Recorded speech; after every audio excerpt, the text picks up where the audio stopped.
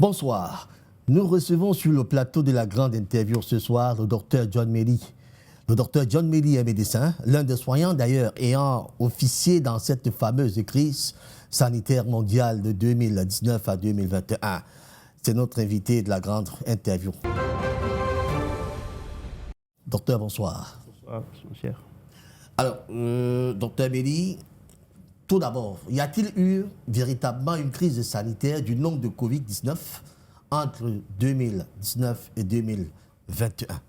De mon point de vue, je vais être direct, non. Il n'y a pas eu de crise Covid-19. Moi, j'ai officié au Benelux et j'ai noté que durant la crise Covid-19, tous les malades, ou presque tous les malades déclarés morts Covid-19, étaient assassinés par nous, le personnel soignant. Je vous le dis très clairement en vous regardant droit dans les yeux. C'est nous qui avons assassiné tous ces gens. Dites-nous un peu plus. Alors, si vous revenez au protocole Covid-19, enfin, on disait qu'il fallait se masquer tous, si on allait tous mourir. On ne s'est pas masqué. Au Cameroun, par exemple, on n'avait pas de masque, enfin, on n'avait pas assez. Et on n'est pas mort, on est bien d'accord. On avait dit si on ne s'injectait pas tous, on allait mourir. On ne s'est pas injecté, on n'est pas mort. Très bien. Je pense qu'aujourd'hui, vous ne pouvez pas me montrer une seule personne qui regrette de ne pas s'être vaccinée. Eh bien, si vous allez sur certains plateaux, sur certaines chaînes Telegram, vous allez voir des millions de personnes qui regrettent de s'être fait vacciner parce que soit ils sont morts et c'est leur famille qui regrette, soit ils sont extrêmement et lourdement handicapés. Qu'est-ce qu'on veut de plus comme preuve? Voilà. Alors, docteur John Méry, s'il n'y a donc pas eu une crise de ce type, dites-nous, de quoi s'agissait-il exactement? Très bien. Donc moi, j'ai démissionné en 2021 quand j'ai compris justement qu'il se passait des choses bizarres. Parce que par exemple, durant ce qu'on appelle le contact tracing, c'est-à-dire que pour chercher les gens qui étaient malades, on devait appeler des gens, leur poser une série de questions, parmi lesquelles on devait lui demander, monsieur, où est-ce que vous pensez, ou monsieur ou madame, où est-ce que vous pensez avoir pris le virus? Mais je vous rappelle que si vous regardez un peu la microbiologie, chaque fois quand je respire, d'accord, j'avale et j'expire des millions de virus, de bactéries. On sait que le temps d'incubation, c'est environ une semaine. Comment voulez-vous qu'une personne sache où est-ce qu'il a pris le Covid? Sachant que c'est à partir de ça qu'on déclenchait la procédure de mise en quarantaine des personnes, avec tout ce qu'il y avait derrière, parce que quand on mettait des gens en quarantaine, après on les amenait dans les hôpitaux, et on appliquait des protocoles, notamment le protocole Rivotril, vous pouvez regarder sur Internet, qui a d'ailleurs fait l'objet de procès dans des sénats, comme au Sénat français, belge, etc., où justement des gens disaient, mais ce protocole, si quand on l'applique, des gens meurent. Comment se fait-il qu'on a donc mis des gens en quarantaine, on leur a dit ne vous soignez pas, sachant que si vous ne vous soignez pas, vous ne prenez que du paracétamol, vous aggravez votre cas, et quand ça devient trop grave, on vous amène à l'hôpital, on vous entube. Et quand on vous entube, vous n'êtes plus maître de rien, c'est ceux qui vous entubent qui sont désormais maîtres de votre vie. Mais maintenant, si on vous entube et derrière, il y a des gens qui ont des mauvaises intentions, comment ça se passe? Alors, mais docteur, on est un peu surpris. On nous a présenté des milliers de morts, des centaines de millions même de morts. En quoi consistait cette théâtralisation de la scène? À vous entendre, cette espèce d'entourloupe qui, au fait, n'était que masquer la réalité de ce que ces gens-là voulaient faire. Alors, tous ces gens dont on nous présentait comme des morts de Covid-19, est-ce un fait du hasard? Est-ce aussi du blabla, comme on va le dire? Très bien. Alors moi, je pense que je vous ai fait voir ma lettre de démission déjà. Je vous ai fait voir aussi le salaire que j'avais. J'avais un très très bon salaire, autour de 4 millions de francs par mois. Et j'ai démissionné quand j'ai compris que ce qui se passait n'était pas quelque chose de médical. Très bien. Ça fait 3 ans maintenant que j'ai démissionné et je me suis beaucoup documenté. J'ai pris tout mon temps, je me suis documenté. Sinon, je ne prendrais pas le risque de faire cette interview. C'est que derrière tout ça, il y a un plan de dépopulation. C'est aussi simple que ça. C'est-à-dire que ceux qui dirigent le monde, il y a eu une période de repopulation de la planète. À la première révolution industrielle, quand on avait besoin de main-d'œuvre, on a dit aux gens, c'est Dieu qui a créé la Terre, faites beaucoup d'enfants pour la peupler. Et ça a mené à une surpopulation. Nous sommes autour de 8 milliards aujourd'hui. Et aujourd'hui, le travail que nos grands-parents faisaient, aujourd'hui, il est fait par des robots. C'est-à-dire qu'on estime que là où on a besoin de 1000 personnes, aujourd'hui, on a besoin d'à peine 100. C'est-à-dire que 90% de la population mondiale, normalement, est déjà remplacée par des robots. Et ça va être de plus en plus. Très bien. Et ça, Vous avez des conférences des eugénistes, des transhumanistes tels que Jacques Attali, Yuval Noah Harari. D'ailleurs, avant-hier, j'ai vu une vidéo de Elon Musk. Oui, il vous dit exactement ça. Il vous dit, aujourd'hui, on ne sait pas ce qu'on va faire de 90% de la population en plus. Et si vous faites des calculs mathématiques simples, 90% c'est autour de 7 milliards 500 millions de personnes. Bizarrement, il y a eu un monument, le Gidstone Project aux États-Unis, qui a été détruit d'ailleurs l'année passée, sur lequel était écrit qu'il fallait réduire la population mondiale à 500 millions de personnes. Mais si vous faites le rapprochement, parce que le problème c'est ça, c'est que l'histoire c'est comme des morceaux d'un puzzle, il faut pouvoir les mettre ensemble pour voir la réalité. Et là, je vous dis, depuis que j'ai arrêté, j'ai regardé, la réalité fait peur. Parce qu'il est vraiment possible que des gens soient en train d'essayer d'éliminer 7 milliards 500 millions de personnes en leur injectant des produits à travers des campagnes de vaccination qui sont des choses qui font confiance. Quand on vous dit vaccin, ça vous inspire confiance. Mais si derrière celui qui fabrique a de mauvaises intentions. On y parlera peut-être pour comprendre ces vaccins qui étaient injectés ainsi dans les organismes des citoyens, parce que beaucoup en ont pris. Certains ont même pris jusqu'à 3 doses. On se demande quel est leur avenir. Alors, mais docteur John Méry, vous avez démissionné. À quel moment vous avez compris que vous étiez dans une boue, dans une bêtise, dans la boue abaisse, je voudrais dire dans un bourbier? À quel moment aviez-vous compris cela? Parce que vous n'allez pas facilement vous dédouaner de cette affaire. Vous avez vous-même été au cœur de cette affaire-là. Vous avez travaillé dans cette crise sanitaire, donc forcément au cœur. Mais comment est-ce que vous êtes arrivé à comprendre que vous étiez dans une histoire où vous ne deviez pas y être? Très bien. Alors, je commence par vous dire, j'ai 23 ans d'expérience en tant que soignant. C'est-à-dire, pendant 23 ans, j'ai soigné la vie des personnes. Et je l'ai tellement bien fait que moi-même, j'ai construit une structure sanitaire, que d'ailleurs, vous avez eu la possibilité de visiter. Et vous avez vu à quel point on soigne avec bienveillance dans cette structure. Très bien. Je sais ce qu'est la vie. Je sais ce qu'est la mort. Je sais ce qu'est la maladie. Très bien. Je sais ce qu'est la bienveillance. C'est-à-dire, je sais quand est-ce qu'on peut faire du bien. Depuis les années 2000, entre 2000 et 2004, où j'ai fait mes études en Europe, j'ai vu encore la bienséance dans les hôpitaux. À partir de 2004, j'ai vu on a changé des protocoles. C'est-à-dire qu'on devait aller vers ce qu'on appelle des soins personnalisés à l'extrême. Et j'ai vu plutôt, on commençait à décliner. La preuve, officiellement en France, depuis les années 2004, justement, on a fermé autour de 20 000 lits d'hospitalisation, alors qu'on devrait plutôt doubler, puisque la population vieillit et vit de plus en plus longtemps. Pourquoi est-ce qu'on a fermé ces lits? Il faut relier ça à la vaccination. Tout est lié. Très bien. Donc, moi, quand j'arrive à l'hôpital, quand on m'engage, le ministère de la Santé m'engage en Europe, moi, je croyais tout ce qu'on me racontait. J'avais peur. Je mettais même le masque 24 sur 24. Et d'ailleurs, j'ai failli faire une péricardite à cause de ça. C'est-à-dire que je mettais un masque à l'hôpital, on changeait tous les 4 heures, et quand je rentre à la maison, je mets un autre pour dormir tellement j'avais peur. J'étais comme tout le monde. Et c'est donc ça la différence, c'est que c'est très important la connaissance. La connaissance change tout. La connaissance change votre façon de voir le monde. Très bien. Donc quand on me dit, le Covid tue tout le monde, on a des vieillards qui faisaient 2 mois positifs et ne mouraient pas. Et curieusement, assez souvent, ces vieillards étaient des parents, des dirigeants. Et donc, je voyais qu'il y avait certaines différences. Et d'ailleurs, on ne faisait pas le même protocole. C'est là que j'ai vu déjà qu'il y avait... Donc, je me suis dit, mais ici, qu'est-ce qui se passe? Quand je posais des questions, on me dit, monsieur, vous n'avez pas posé des questions. D'ailleurs, tous les matins, on me donnait un très bon salaire. On avait fait un restaurant au ministère. On vivait très bien. On nous faisait chanter tous les matins. J'ai dit, mais c'est quoi cette histoire? Il y a des gens qui sont en train de mourir. On nous fait chanter, nous les docteurs, tous les matins. C'est quoi ça? Donc, je voyais plein de choses bizarres. C'était une façon de vous fermer les yeux. Exactement, un peu, c'est une formatation. Bravo, c'est de la formatation. Et donc, un bon matin, oui, j'ai déprimé parce qu'on avait 3 à 4 morts tous les jours, là où je travaillais. Et des gens bien, et puis le lendemain, ils meurent. Je ne comprends pas. Et puis certains ne meurent pas, alors qu'ils avaient plus de pathologie que ceux qui mouraient même. C'est là où j'ai compris que c'est ce protocole, et c'est écrit dessus, le protocole du Rivotril, regardez-le, c'est 3 médicaments associés. Quand vous mettez ça sur des vieillards, ils dépriment en 3 jours, etc. Ils meurent. Et puis quand on les entube, quand on a fait cette pandémie, beaucoup d'hôpitaux n'avaient pas de personnel bien formé pour maintenir les gens sous respiration. C'est des trucs très délicats. Il faut au maximum, pour bien soigner, un opérateur, par exemple un infirmier pour 2 patients. Mais quand on se retrouve avec un infirmier pour 8 patients qui doit contrôler des personnes branchées sur 8 respirateurs, Ben, pendant 1 minute, quand le respirateur sonne, si vous négligez le son, l'alarme, pendant 8 secondes, vous explosez tous les alvéoles du patient. Donc c'est comme ça qu'on mettait des gens, on ne pouvait pas s'en occuper, ils mouraient. Alors, ces malades qui étaient sur aspirateur, c'était lesquels? Très bien. C'était pas Covid, c'était quoi exactement? Très bien. Supposons que vous avez une grippe, vous commencez à tousser. On vous dit, eh bien, il y a le Covid, tout le monde prend peur. Très bien.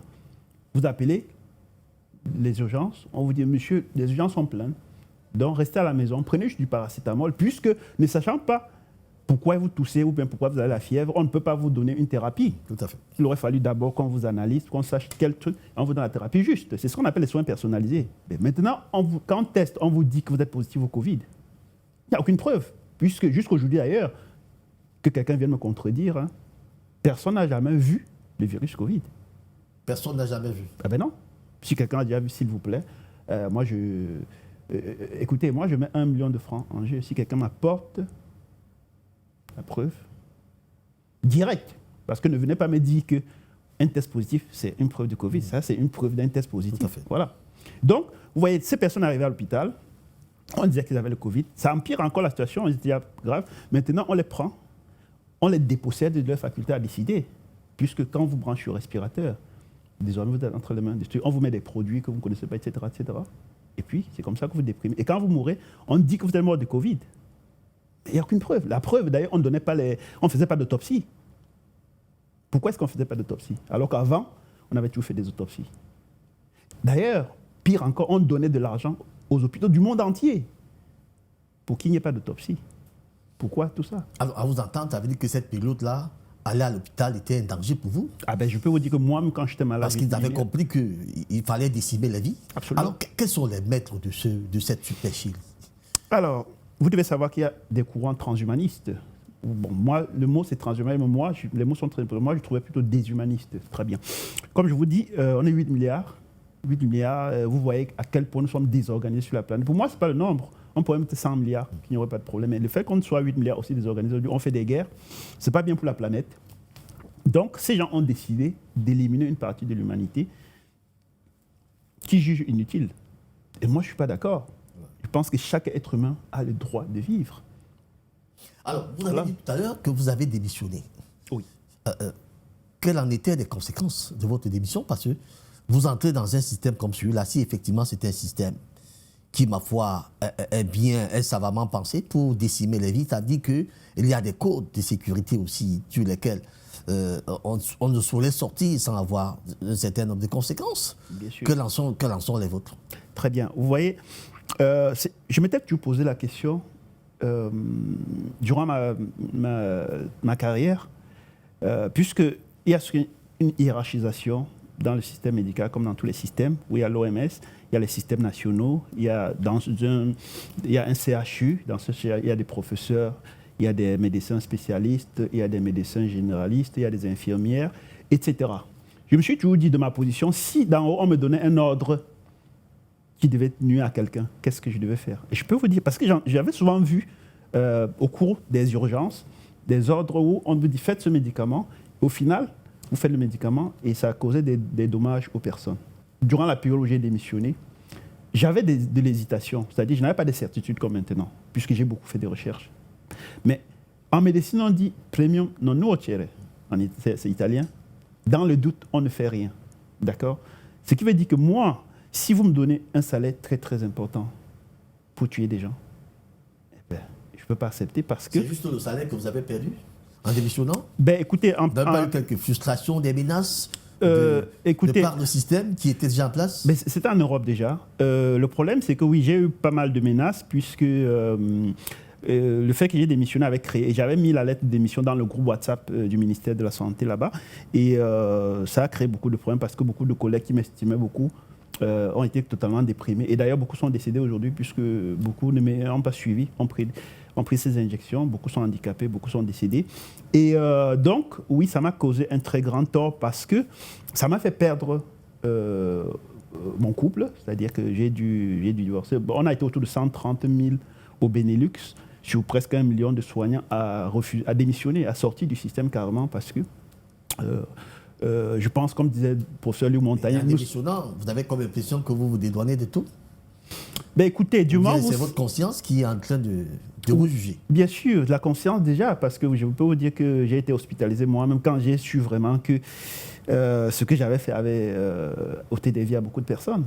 Parlons un peu de ces vaccins qui sont sortis pourtant de ces grands laboratoires. On nous a dit Oxford, on a cité des grands noms.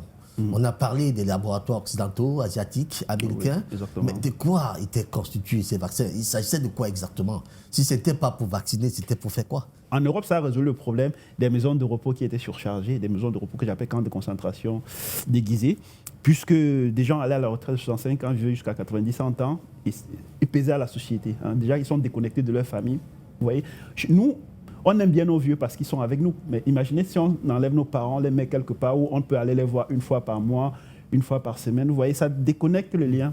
Et du coup ces personnes... Vous pouvez finir par les oublier même. Bien sûr. Oui. C'est pour ça que, justement, quand on les a éliminés... C'est pour ça que chez eux, ça n'a pas fait trop mal. Bien sûr. D'ailleurs, les familles étaient bien contentes de se débarrasser de ces vieux qui ne savaient rien et de récupérer même plutôt l'héritage. Parlons clairement. Qu'est-ce qui se passe? C'est que très important, parce que des gens disent que les vaccins ont sauvé des vies. Ça, encore, il faut le démontrer. Mais ce qui est très important, et c'est officiel, depuis 2019-2020, tous les vaccins sont à vecteur ARN messager. C'est-à-dire qu'on a ajouté, avant c'était de la chimie, on a ajouté de la biochimie. Et là, ça devient des bio-weapons, c'est-à-dire des armes biologiques. C'est officiel, ce n'est pas moi qui le dis. Très bien. Moi, j'ai autour de 40 000 vidéos sur le sujet. 40 000 supports, voilà, 20 000 vidéos et 20 000 supports, voilà, qui peuvent être des livres, des audios, etc. C'est des poisons lents dont le but est, on vous injecte maintenant. Vous savez, la Première et la Deuxième Guerre mondiale, on avait des armes directes. Quand on vous tire dessus, on vous met une bombe, elle explose. Les morts sont directs. Mais la Troisième et dernière guerre mondiale qui est en cours actuellement, depuis 2019, elle consiste donc à injecter des armes biologiques dans des êtres humains qui partent eux-mêmes tendre leurs bras pour qu'on injecte, et puis ils doivent mourir de façon décalée. Vous voulez dire que tous ceux qui ont pris ces vaccins sont exposés maintenant à un réel danger? Absolument, parce que, je vous répète, dans chaque dose, il y a deux vecteurs. Il y a le vecteur chimique.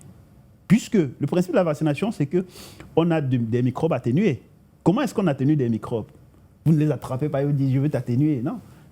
On leur met des produits chimiques lourds, tels que de l'aluminium, qui est l'un des adjuvants les plus connus, du squalène, mercure, etc. Et dernièrement, on sait aussi qu'il y a de l'oxyde de graphène. C'est d'ailleurs pour ça qu'ils ne veulent pas qu'on analyse ces vaccins.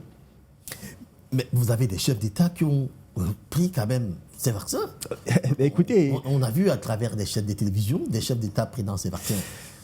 Est-ce à dire que ceux-là aussi sont très bien. Alors, en danger? Je vais vous renvoyer à une vidéo du psychiatre italien Stefano professeur Melucci. Dans une vidéo en 2022, je crois bien, a expliqué que lui, on l'avait appelé, on lui avait demandé de venir faire une fausse vaccination. D'accord? Et il avait refusé parce qu'il ne se sentait pas. Professeur Melucci, vous pouvez taper sur YouTube, vous allez voir cette vidéo. D'accord?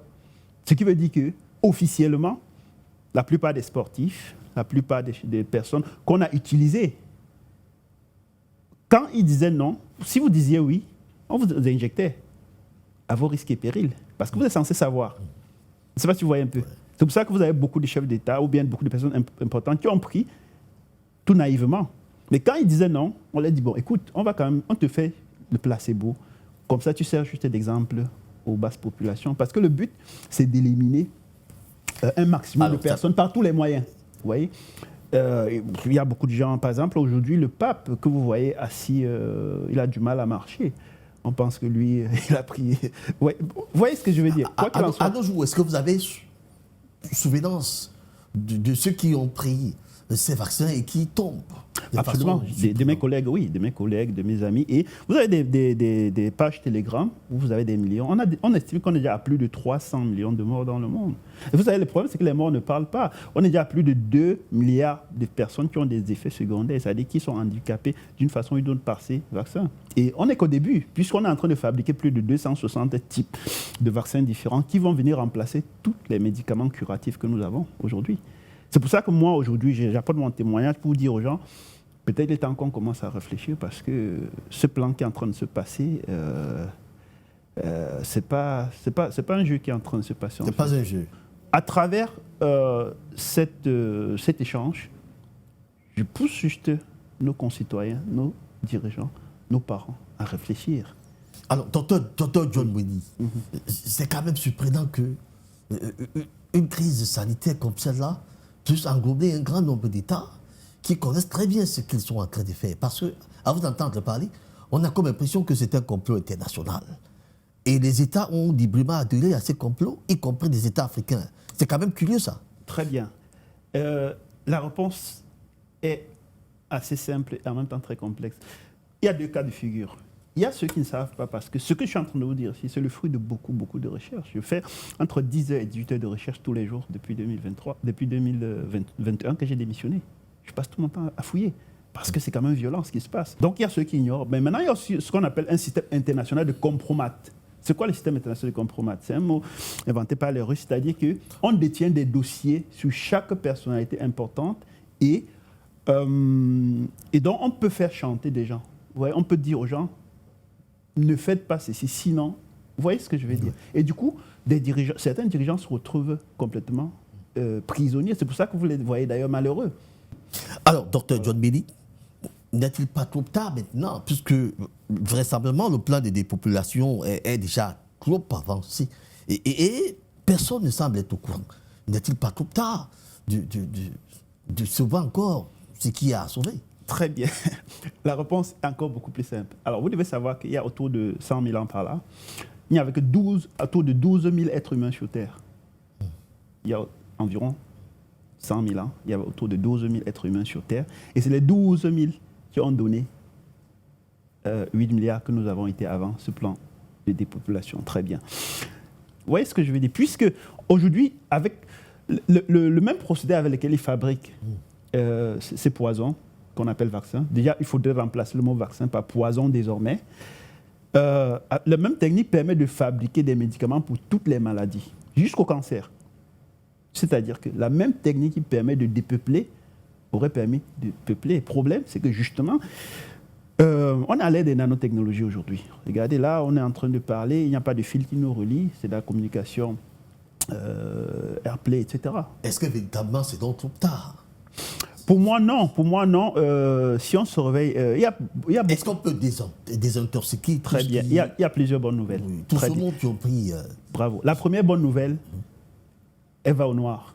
Nous devons savoir que les Noirs ont un ADN pur, très, puisqu'on est la première espèce sur Terre, Lucie, notre ancêtre, puisque, en fait, les mutations apparaissent au fil des changements. C'est-à-dire, par exemple, les Blancs, le fait qu'ils sont sortis d'Afrique, ils ont rencontré les hivers, etc., l'adaptation les a beaucoup fragilisés. D'accord? Donc notre ADN est pur. C'est pour ça que là où il faut une dose pour tuer un blanc, il faut au moins 4 à 5 pour tuer un noir. Notre corps est fait de 50% de microbes. Alors, donc on ne va pas mourir. On va pas mourir. Très bien. Ils disent la première bonne nouvelle, c'est que notre ADN est pur. Ça, c'est la première bonne nouvelle. Oui. La deuxième bonne nouvelle, c'est que pour que ces poisons marchent, il aurait fallu les garder, maintenir une certaine chaîne de froid, moins 20, moins 80 degrés. Et vu qu'on n'a pas pu maintenir ça, ça veut dire qu'en fait, beaucoup de gens ont été injectés avec des poisons déjà gâtés. Ça, c'est la deuxième bonne nouvelle. La troisième bonne nouvelle, c'est que oui, il y a quand même des moyens de désintoxiquer les gens. Voilà. Donc, toute personne qui a pris ces injections peut nous contacter. On leur fait faire certains examens. En fonction du résultat, s'ils ont de la chance que leur sang est bon, il n'y aura rien à faire. Ils vont juste faire des contrôles de temps à autre. Mais si on fait cet examen, et qu'on voit qu'il y a des problèmes dans leur corps, il va falloir qu'on fasse une thérapie de désintoxication. Il y en a, ça existe. Mais revenons un peu sur ce plan, oui, selon vous, qui paraît machiavélique, qui a été mis sur pied par ces maîtres du monde, j'aime bien les appeler ainsi. Alors, docteur John Mweni, la cible des populations était véritablement laquelle? Est-ce que l'Afrique était au centre des préoccupations de ces gens? Ou c'est l'Europe dans sa totalité? Oui, alors vous savez, moi au début de la crise, c'est ce que je croyais, au début de la crise, puisqu'il y a eu une tentative de ça en 2009, c'est-à-dire qu'il y avait la crise H1N1 qui n'avait pas pris, c'est-à-dire les populations n'avaient pas pris peur et du coup, la campagne de la vaccination n'avait pas vraiment pris. Et à l'époque déjà, il y avait certains médecins qui avaient fait beaucoup de vidéos pour dire de ne pas se vacciner. Et j'avais la chance, vu que je lis beaucoup déjà dans les années 2010-2014, de tomber sur ces vidéos. Donc, en fait, quand toute cette histoire arrive en 2010, moi, j'étais déjà prêt. Je pense que c'est l'une des choses qui m'a sauvé. Parce que moi, au départ, comme je vous dis, je croyais très bien. Mais ce que j'ai vu en Europe m'a fait comprendre que non, ce n'est pas les Africains qui sont visés, c'est les pauvres de toute la planète. La plupart des gens, soit non, écoutez, des Africains qui déjà, quand ils n'ont pas d'argent pour le paracétamol, on les laisse crever. On vient vous leur donner un truc gratuit. Vous voyez ce que je veux dire? Quelqu'un qui a toujours souffert, un minimum d'intelligence, il a. Mais le problème, c'est que, vous voyez, on a refusé pour le Covid et beaucoup de gens sont en train d'aller prendre pour la grippe, la fièvre jaune et tout ça.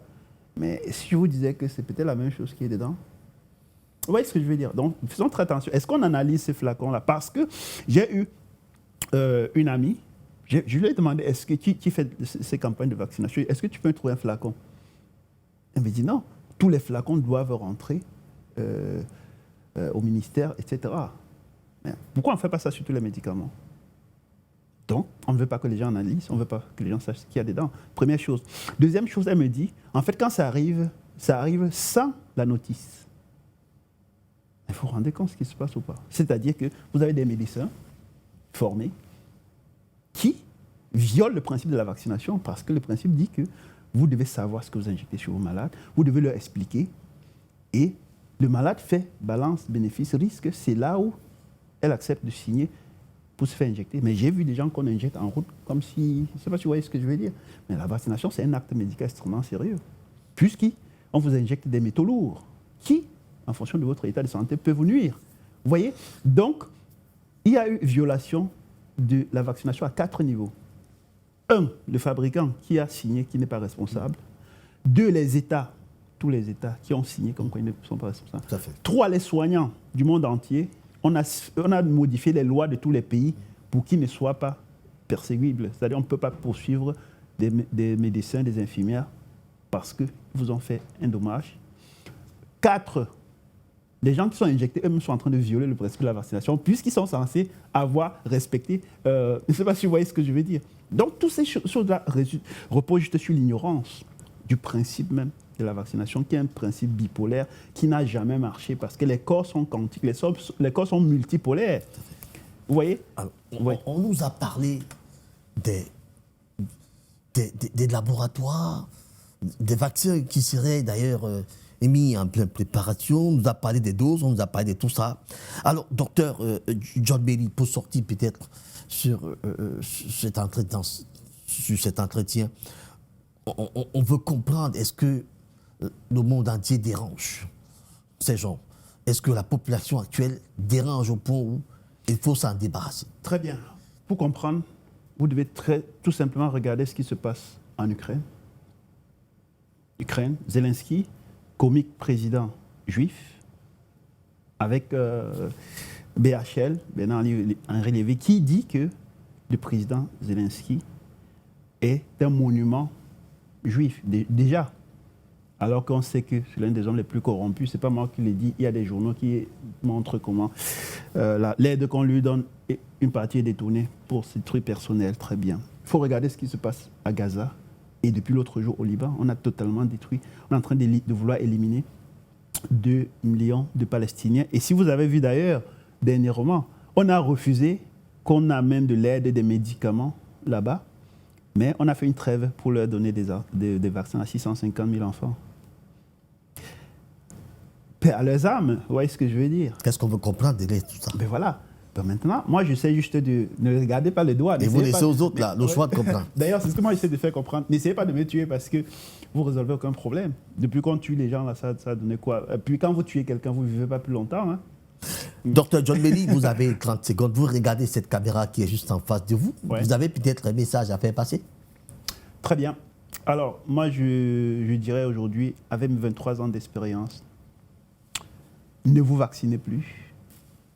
Ne vous vaccinez plus. Et j'engage ma responsabilité. Voilà. S'il y a quelqu'un qui pense que la vaccination est bonne, je suis disponible. Vous aurez mon numéro. Que cette personne vienne débattre avec moi, j'ai aucun problème. Très bien. Voilà. Docteur John Belly, médecin, l'un des soignants ayant géré la crise sanitaire en Europe entre 2019 et 2021, a été notre invité ce jour, docteur. Merci d'être passé ici. Merci, ça a été un plaisir pour moi. Voilà, messieurs, merci de nous avoir suivis et à très bientôt.